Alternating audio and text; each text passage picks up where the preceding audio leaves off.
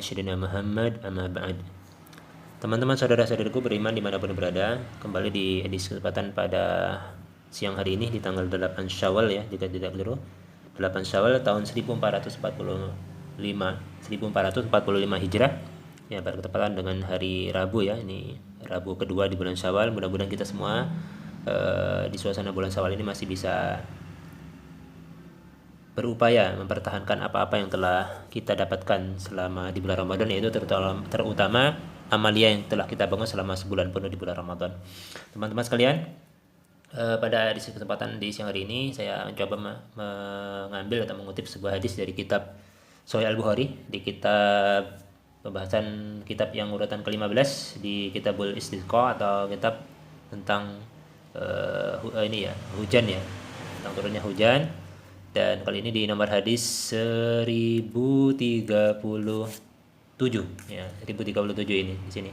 Hadis ini nanti diriwayatkan juga oleh Imam Al-Bukhari di nomor hadis 7094 ya. 7094 dan akhrijahul At-Tirmizi. Imam Tirmizi juga meriwayatkan hadis yang sama redaksinya di nomor hadis 3953. Baik teman-teman, kita akan menuju kepada redaksi hadisnya, itu tentang fitnah ya. Fitnah yang akan muncul dari arah timur atau dari Najd. Bahkan Nabi tidak mau mendoakan ya. Sahabat menyela doa Nabi setelah Nabi berdoa mendoakan negeri Syam dan negeri Yaman yang diberkahi oleh Allah Subhanahu wa taala. Sahabat Nabi menyela maksudnya itu, menambah. Lalu sahabat Nabi berkata, kenapa pada Najd kami atau pada negeri Najd itu yang dari timur kok Rasulullah tidak mau mendoakan? Nah, nanti akan kami buat tayangan insyaallah 2 video bersambung nanti ke video berikutnya di Sunan Abu Dawud ya, di nomor hadis 4765 sampai 4766 nanti ada itu penjelasan siapa yang dimaksud oleh Rasulullah tentang tanduk syaitan disebutkan dalam hadis ini. Langsung saja kita bacakan redaksi hadisnya.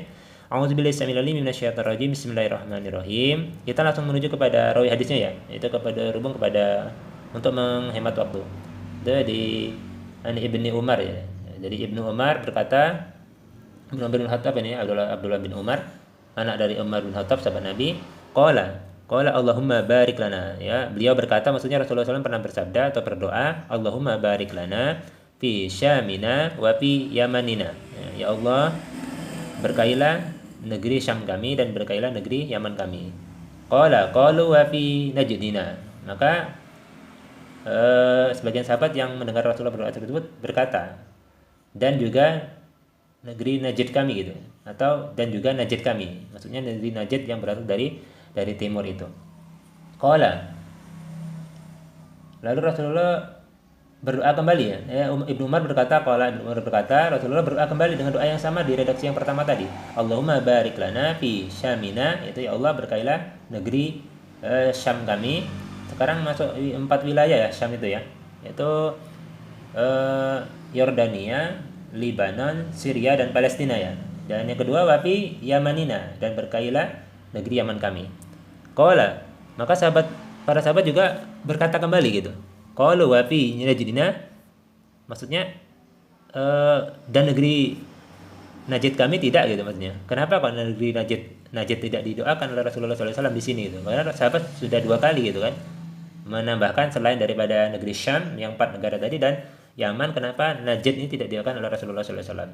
Maka Ibnu Umar berkata kembali, qala Rasulullah SAW bersabda, Ibnu Umar menuturkan Rasulullah bersabda, melanjutkan dari pada perkataan tadi, Rasulullah berdoa kembali ya, dalam riwayat yang lain juga disebutkan, gunakan az-zalazilu, itu zalazilu itu adalah kegoncangan atau bencana, wal fitanu fitnah. Jadi nanti padanya itu, pada negeri Najd yang dimaksud di sini adalah pada Najd itu akan muncul kegoncangan, bencana, musibah besar yang belum pernah ada sebelumnya, wal fitan, dan fitnah akan muncul dari sana. Ya, disebutkan dalam hadis yang berbeda dari arah timur, maksudnya ada negeri Najd tadi. Wa biha yaqlu'u qarnus syaitan, dan dari situlah akan muncul tanduk setan seperti itu. Nah, di sini diriwayatkan oleh Imam At-Tirmizi, tadi sudah kami sebutkan redaksi hadisnya, dan juga Imam Al-Bukhari meriwayatkan kembali di nomor hadis 7094. Siapa yang dimaksud oleh Rasulullah SAW tanduk setan ini? Yang akan keluar dari Najd, dan bencana setelah fitnah akan keluar dari sini. Apa bentuk fitnahnya? Apa ciri mereka? Uniknya Rasulullah SAW di riwayat kitab Sunan Abu Dawud menyebutkan ciri-ciri mereka. Itulah yang kami akan coba rekam atau kami tampilkan dalam video berikutnya. Insya Allah akan kami lanjutkan. Mudah-mudahan kita semua diberikan Allah SWT kekuatan dan kita senantiasa waspada. Jangan sampai tertipu oleh cover ya, lihat penampilan, karena hijrah ataupun akidah seseorang tidak bisa diukur dengan penampilan saja. Ya, penampilannya mungkin bisa terlihat Islami, ternyata dalamnya bisa merusak. Makanya dalam rukun Islam yang pertama itu bukan sholat, tetapi adalah syahadat atau syahadatain, persaksian kepada Allah. Jadi terkait akidah, bersaksi kepada Allah SWT dan bersaksi kepada Rasulullah SAW. Jadi dua syahadat yang tidak bisa dipisahkan itu. Jadi orang bisa sholat, tapi akidahnya, kalau orang akidahnya sudah baik, ibadah lainnya termasuk sholat dan yang lainnya akan sempurna dan akan baik. Cuman kalau hanya bisa sholat, akidahnya belum tentu baik. Kalau akidah rusak, maka semua ibadah itu akan menjadi rusak. Ini yang paling penting gitu. Maka di kalangan Ahlussunnah wal Jamaah ada istilah menjaga sanad kalau dalam kitab Sahih Muslim tuh, dalam bab yang pertama atau bab kedua ya, kitab yang kedua disebutkan pentingnya menjaga sanad ilmu sampai terhubung ke Rasulullah SAW. Jadi tidak sekedar hanya bisa membaca buku atau membaca kitab, apalagi terjemahannya. Kadang-kadang juga terjemahan ada yang beberapa redaksi dirubah. Ini sangat berbahaya sekali. Ya, pentingnya belajar ada guru yang memberikan bimbingan seperti itu. Itu saja teman-teman. Di sini sudah mau masuk waktu zuhur, insya Allah kita semua yang di waktu yang sama, tempatnya sama akan melakukan sholat zuhur. Insya Allah akan dilanjutkan dengan video berikutnya. Siapa itu yang dimasukkan oleh Rasulullah, tanduk setan, cirinya apa, dan siapa mereka? Rasulullah menunjukkan dengan secara detail. Nanti kan kita lanjutkan di redaksi kitab Sunan Abu Dawud insya Allah. Mudah-mudahan Allah memberikan kita kesempatan dan kekuatan.